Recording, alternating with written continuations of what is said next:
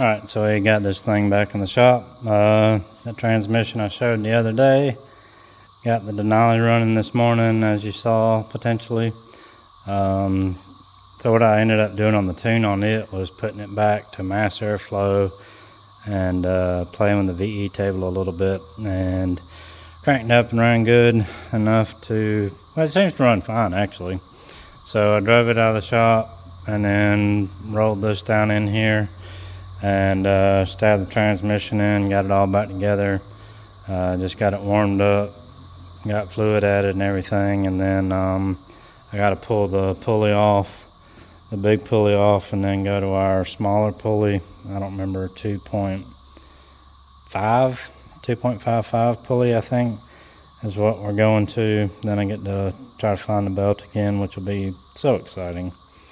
But anyway, with the LSA thing, I kind of want to go drive it on just a stock pulley and just kind of see what it's like, even on 5 pounds, because, you know, I haven't had one of this style blowers on anything I've ever done. Like I say, years ago, my buddy had a 393 Windsor and a Mustang that had a centrifugal supercharger on it, and he kept throwing belts and belt slip, and had a custom bottom pulley that was like a 20-inch diameter bottom. I mean, it was a massive bottom pulley, you know, and a teeny tiny top one. And like I said, he fought belt slip and all kind of stuff with that thing. And I realized this is different, and this is a lot years newer. Of course, this is still a 6-rib. So I've been looking at one of these for my V, and because, you know, I'm still not happy with NA power.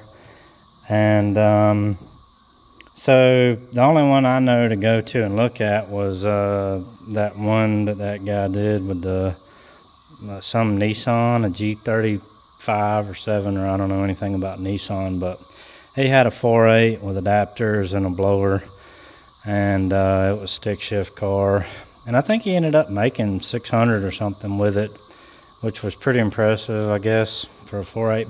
But see, that's the thing, is you want the blower bigger than the engine, because, you know, if it's the other way around, then the blower becomes a restriction. So it probably worked out pretty good for him on that. But then, you know, as the videos progressed, he started having the issues where his was machined to move the belt back up in here, or it was a good ways back to be able to run the vet style spacing, and he had problems with that. The pulley actually came off, but then I saw the other day on the LSA group or something, somebody else's pulley had come off the shaft or whatever. So apparently that's just supercharger life. Yeah, hopefully we don't have that problem, but, you know, I mean, why not? So he also went to 8-rib setup, and, you know, that seems to be, you know, the trend for superchargers is you always got to go to a wider, better belt to be able to make more power, because, you know, it's great, you know, you get it all together, you drive it, you're like, oh man, I only made 5 psi, now I got to pull the pulley off, go to a smaller pulley, and then, oh wow, it's making more boost, oh now we're having belt slip, now we got to change all the pulleys and everything to go to an 8-rib setup. Oh, now it's, you know, some other problem. So I don't know, it kind of made me not want to blower on my V. So, you know, I'm a turbo guy, so I think I might try to do twins on it or something, because I don't think LSAs are for me. I don't know. I will admit that little Nissan thing looked pretty fun, you know. You know, he actually showed videos of him driving, unlike somebody else we know. But, you know, it'd get on the rev limiter pretty quick and, you know, spin the tires, and it looked pretty enjoyable. And I think it'd be about the same in the Cadillac. But, you know, then you got the cost. Marketplace, I've looked, and apparently everything's a scam these days. Historically, car parts and stuff weren't really a scam item, you know, and car people were pretty straight up and honest. But nowadays, not many people are honest, and that's unfortunate because, you know, I don't know what these things are worth. Boost District does have a kit for my car. You know, a kit. I love kits. So, you know, it's a bolt-on deal. It's got everything you need, and, you know, you only have to buy 6,000 more in parts to make up for what the kit didn't have. So, you know, that's why I love kits.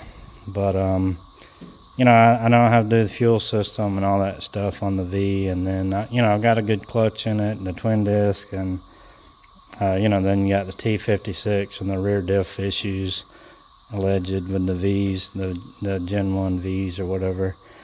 But I don't know. I mean, obviously the smart thing to do would be to leave it alone and be happy with it, but we know I'm not that person. So like I say, I'll see how this thing does. I mean, and the other thing with the V, my V, is that it's on, you know, it's about 11-to-1 engine, and probably can't get away with a whole lot of boost anyway. My red 2500 out there, it's about the same as this. It's a, well, no, that's a flat top 6.0 with 243s. So what this used to be, this has the 823s on it, so we didn't need the spacers and adapters. But with the 11-to-1 on the red truck, we ran, I think we turned it down to about 10 pounds of boost. But again, you know, the motor's making more power and more torque, and you don't need as much boost to make the same power. So it's kind of a trade-off. You know, you run less compression and more boost to make up for it, or, you know, just kind of find a happy medium. So that would be the only other thing I'm worried about on the V, is just the compression ratio of it, and putting boost on top of it. So, and then the cost, the Boost District kit, I think it's, you know, $6,000 or something like that. And I mean, I can do a turbo setup a lot cheaper than that. Now with it needing to be a twins or something, you know, I'll fab most of my stuff and everything, so that won't be too big of a deal. But anyway, happy to have this thing back together. I want to kind of drive it some, and, you know, make sure the transmission's broken in before we break it. So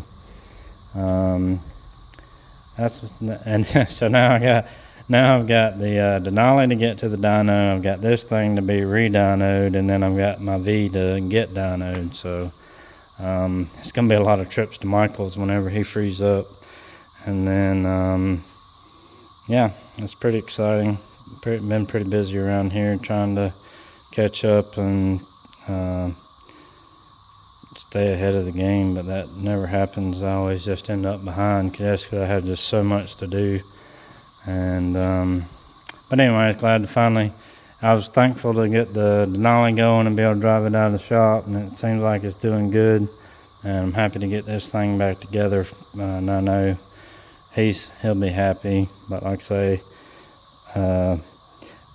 I kind of feel like letting him driving it as is on the 5 pounds, just kind of let him get used to it, you know, because if you go from nothing, you know, or, you know, a normal car to, I don't know what kind of power to make on 15 pounds. It made 500 and something, about right at 500 on 5 pounds of boost.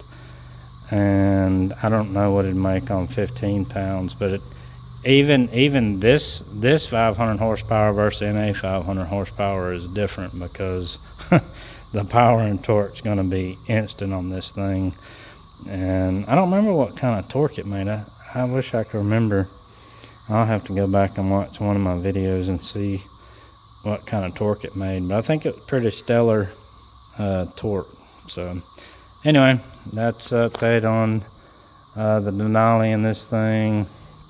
Like I say, I'm waiting to hear back from Michael. Like I say, I know he's been slammed just like I have been, and hopefully I'll get in touch with him and make the trek down there and get everything tuned, and we'll be good to go.